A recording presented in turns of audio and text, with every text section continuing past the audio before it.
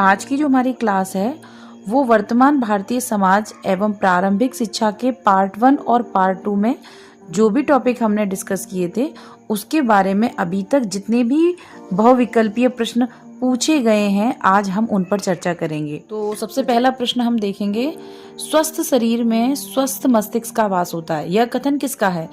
Herbert Spencer, Henderson या अरस्तु? तो ये वाला जो आंसर है वो होगा अरस्तु।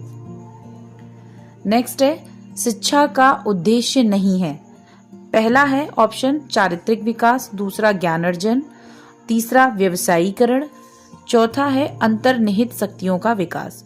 तो आप जैसा कि देखेंगे आपके सामने चारों ऑप्शन है, तो चारों ऑप्शन में से चारित्रिक विकास भी शिक्षा का उद्देश्य है, ज्ञान अर्जन करना भी शिक्षा का उद्देश्य है, और चौथा आप देखते हैं तो अंतर्निहित शक्तियों का विकास ये भी शिक्षा का उद्देश्य है। मगर जो थर्ड पॉइंट है ग है जो उसमें लिखा है व्यवसायीकरण, ये शिक्षा का उद्देश्य नहीं है। तो ये आंसर होगा हमारा। नेक्स्ट है, तीसरा क्वेश्चन है, शिक्षा एक द्विमुखी प्रक्रिया है, किसने कहा है? ऑप्शन है जॉन ड्यूबी, एडम्स, फ्रॉबेल, सुकरात। तो इसका जो आंसर है वो होगा एडम्स। तो क्वेश्चन नंबर 4 देखते हैं हम। क्वेश्चन नंबर 4, शिक्षा शब्द का शाब्दिक अर्थ है शारीरिक विकास करना, बहिर्मुखी शक्तियों का विकास करना, अंतर्निहित शक्तियों का विकास करना, या इनमें से कोई नहीं। तो जैसा कि अभी तक हम पढ़ते आए हैं तो हमने पढ़ा है कि जो शिक्षा है वो हमारी अंतर्निहित शक्तियों का विकास करती है। तो इसमें ऑप्शन राइट होगा, ऑप्शन थर्ड। नेक्स्ट क्वेश्चन है क्वेश्चन नंबर 5, शिक्षा को कितने वर्गों में विभाजित किया गया है? 4, 2, 3 या फिर 6? आंसर होगा 3। कौन कौन सी? औपचारिक, अनौपचारिक और तीसरी है आपकी दूरस्थ शिक्षा। तो इस तरीके से शिक्षा को हम 3 वर्गों में विभाजित करते हैं। नेक्स्ट क्वेश्चन है आपका, औपचारिक शिक्षा वह है जिसे प्राप्त व प्रदान किया जाता है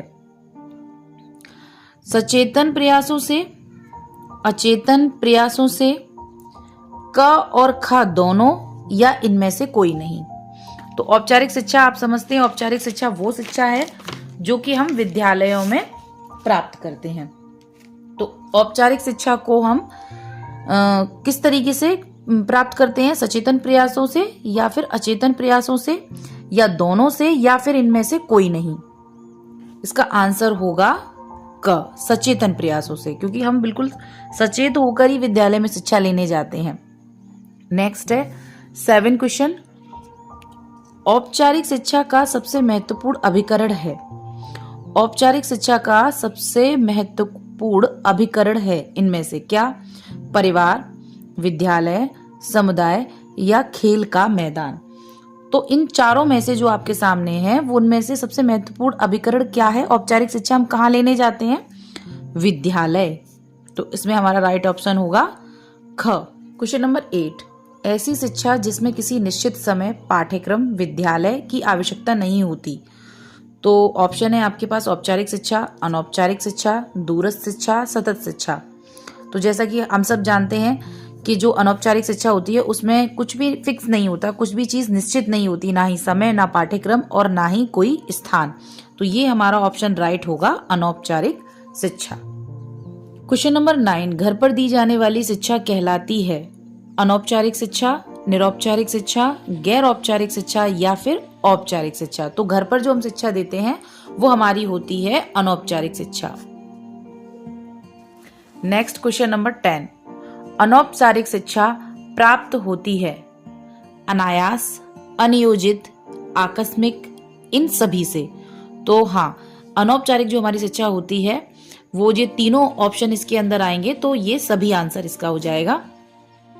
आगे है हमारा क्वेश्चन नंबर 11, भारत में प्राथमिक शिक्षा के अंतर्गत निम्न में से किस आयु वर्ग के बालक आते हैं?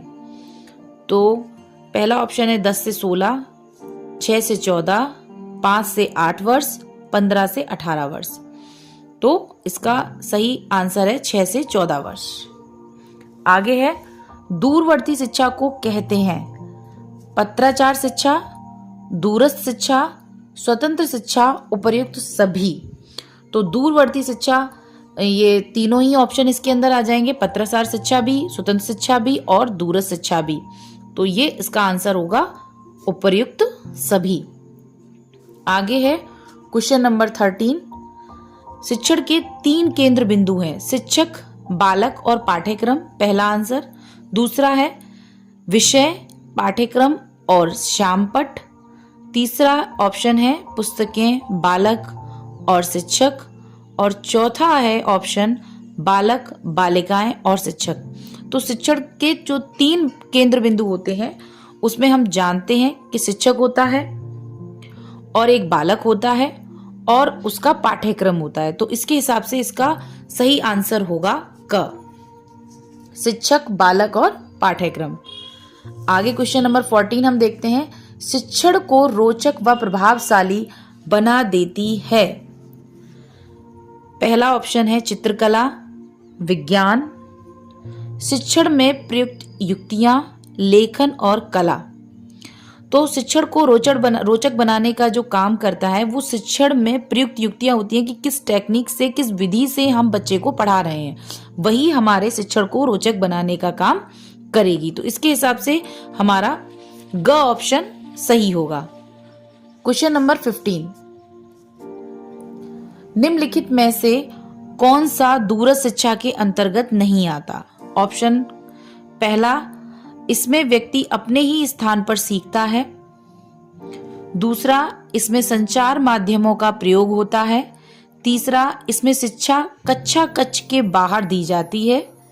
इसमें समय व स्थान का बड़ा महत्व है। तो जैसा कि हम जानते हैं कि दूरस्थ शिक्षा एक तरीके से इसमें संचार का माध्यम का भी प्रयोग होता है।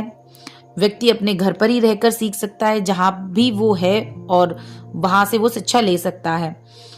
और ये कक्षा कक्ष के बाहर ही होती है क्योंकि ये दूरस्थ शिक्षा है, तो हमको वहां पर नहीं जाना होता है, हम जहां पर होते हैं वहीं से सीख सकते हैं। तीनों ऑप्शन राइट है। जो 4th वाला है उसमें है इसमें समय व स्थान का बड़ा महत्व है, तो ये ऑप्शन सही नहीं होगा। तो इसका आंसर है ग। अब जो हमारी नेक्स्ट क्लास आएगी उसमें हम प्रारंभिक शिक्षा की पृष्ठभूमि के अंतर्गत प्राचीन काल की शिक्षा, मध्यकालीन शिक्षा और आधुनिक शिक्षा को डिस्कस करेंगे। तो प्लीज हमारे आने वाली क्लास को जरूर देखिएगा। Thank you for watching.